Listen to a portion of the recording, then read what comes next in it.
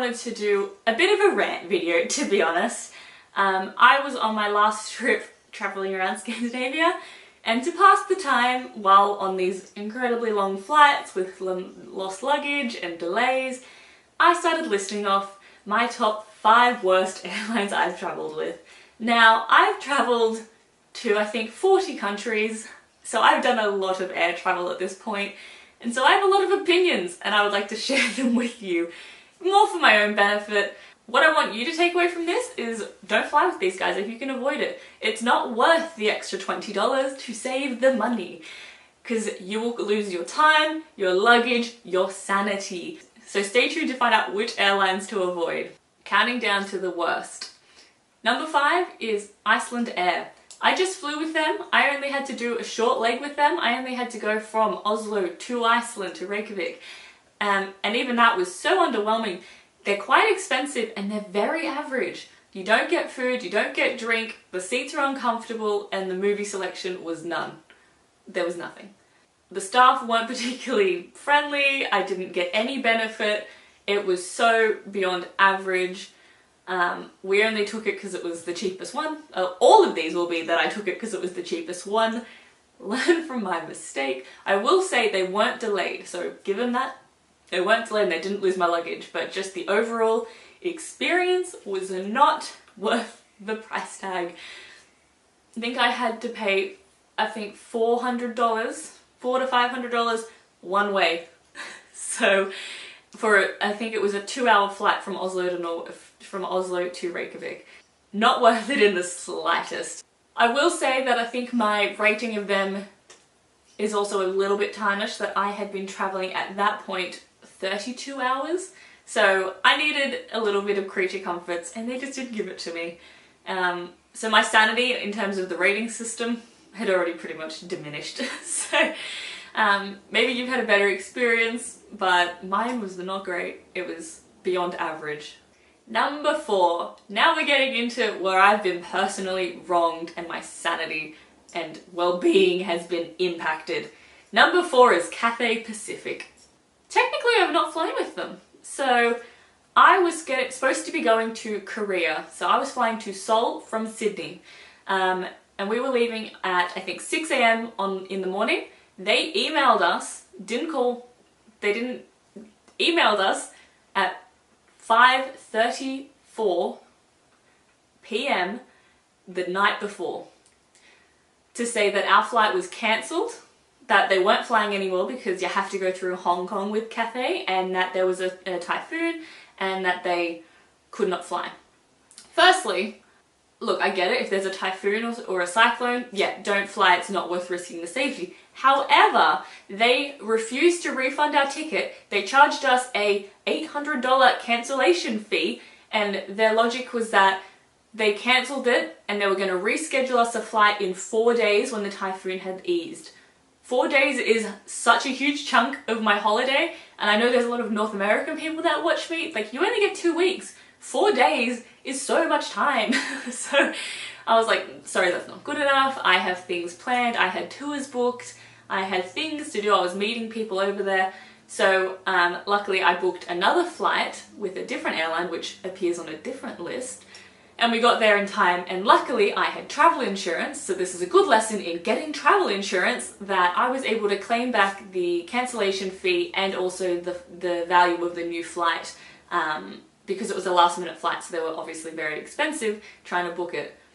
The bit that got me was that they didn't call us, they emailed us with this really basic email, like there was no graphics, it looked like HTML, at 5:30, so when I tried to call all the business lines, it was no longer business hours. No one could help me, and I was supposed to be on a flight at 6 AM, so that there was no way I could call anyone in the morning to sort it out. So they gave us just about 12 hours, less than 12 hours, to sort this out by ourselves with no business interaction. And I'm on the phone to my travel insurance, just trying to figure out if I'm covered, if I'm not, trying to rebook flights. I was traveling with some friends, so there was 4 of us, and we had accepted that there was no way we were going to get to sit together at this point. We were like, just get to Korea, just get to Korea.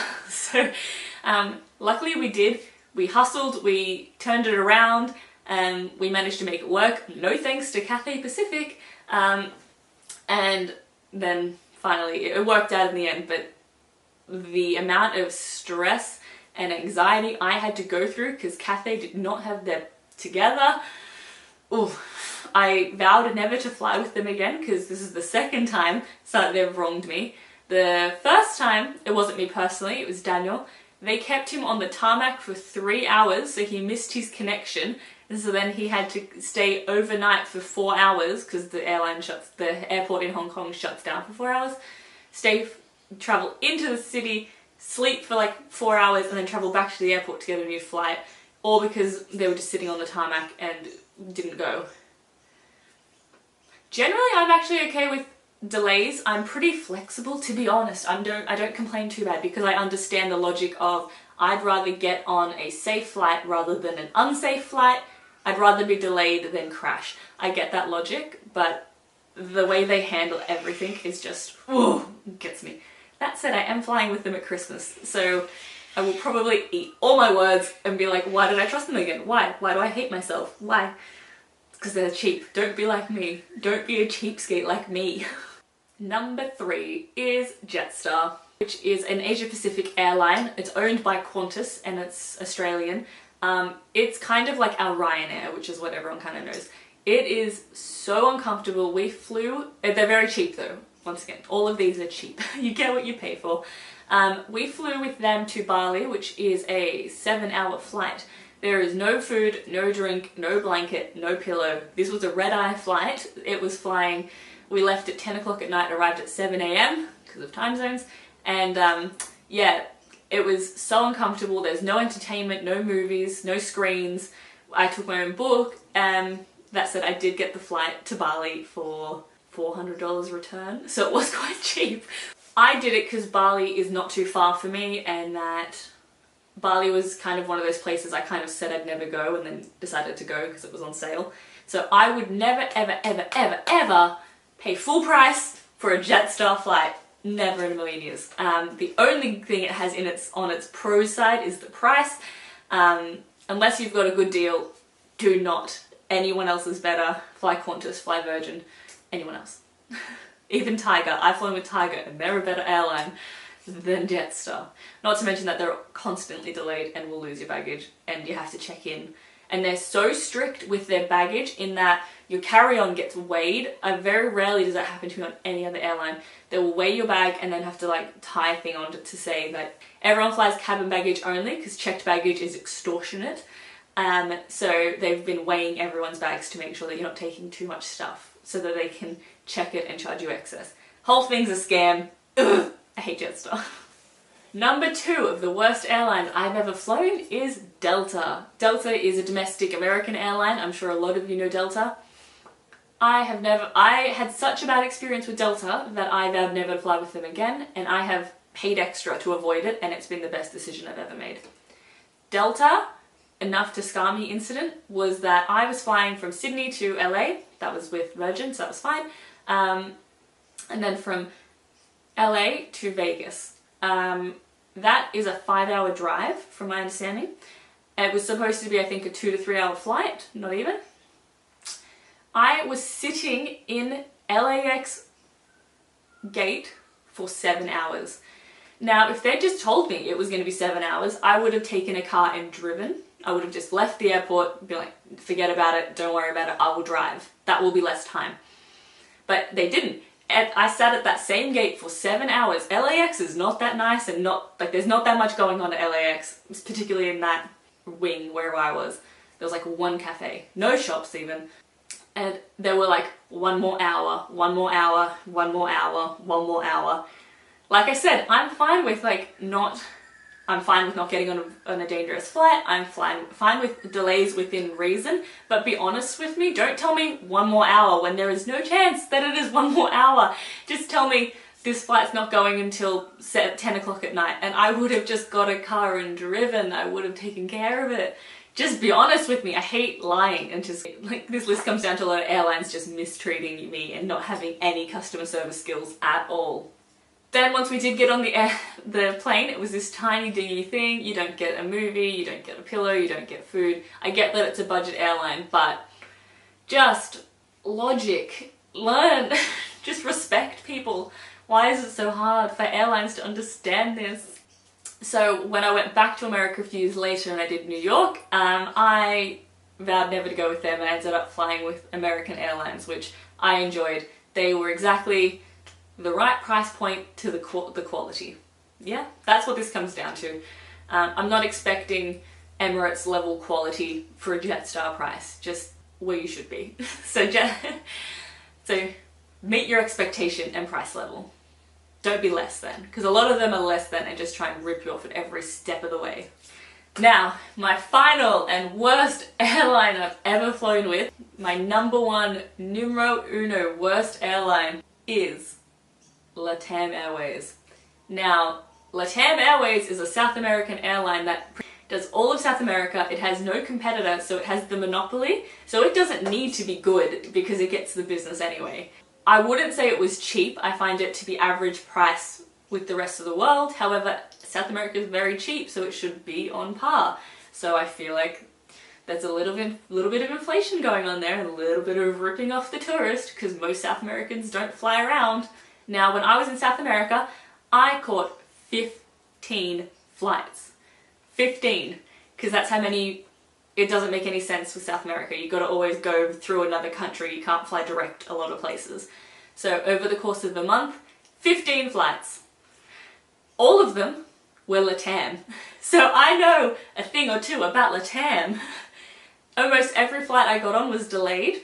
I flew my long flight, apart from getting home, my longest internal flight was from Lima in Peru to Buenos Aires. I was quite sick at this point. I had the flu, so I was trying to take flu medication like pills and such. They wouldn't give you water on this flight. They gave you like 200 milliliters of water, not even 200 milliliters. And I'm trying to dry swallow all of my medication because the water comes 3 hours into the flight. You cannot get more. There's no snack. There's no option to buy food. The chairs are uncomfortable. Don't even think about TVs. And then we also had this one scenario. This was trying to fly out of Buenos Aires to Brazil, I believe. We all got on the flight, sat there, started taxiing on the runway, and then we taxied all the way back to the airport and had to disembark and get back on in 5 minutes for no apparent reason. I don't understand why you would get off a flight and get back on it. I understand if you change planes, but it wasn't. It was the same plane. It was the same plane.